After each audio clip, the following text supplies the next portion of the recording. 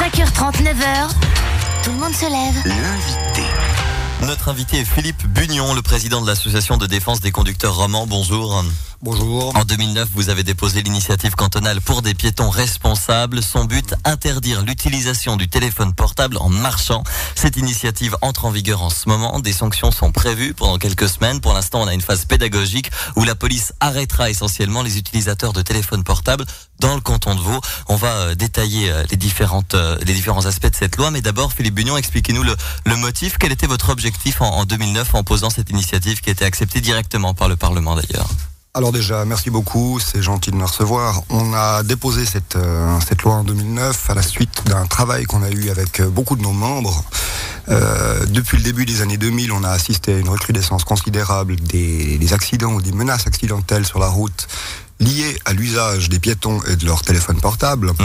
J'aimerais d'abord avoir une réaction parce que ça va quand même coûter cher. On prévoit des amendes jusqu'à 100 francs pour un utilisateur de téléphone portable dans la rue qui récidiverait. On va en parler, mais d'abord j'aimerais faire réagir Mathieu Fleury qui est avec nous au téléphone. Bonjour. Bonjour. Vous êtes le président de la Fédération romande des consommateurs. Qu'est-ce que vous en dites de cette loi appliquée ces prochains jours dans le canton de Vaud? Mais bon, je crois qu'on croit rêver, hein. Je dis, il faut arrêter de plaisanter. On parle ici de téléphonie mobile, de téléphonie sans fil. Vous voulez rendre les téléphones de nouveau accrochés au mur avec un cordon, je ne sais pas. C'est une loi profondément anti-moderne et puis contre la réalité des consommateurs d'aujourd'hui. Bon, c'est vrai qu'on en a relativement peu parlé dans la presse avant aujourd'hui, donc on entend maintenant plusieurs associations, notamment de consommateurs qui sont offusqués. Est-ce que vous avez l'impression que là, on veut simplement faire payer encore une fois le citoyen, Mathieu Fleury? Bon, on a l'impression surtout que l'association de M. Bugnon est un peu jaloux vu que les automobilistes, et avec raison, sont interdits de téléphone au volant.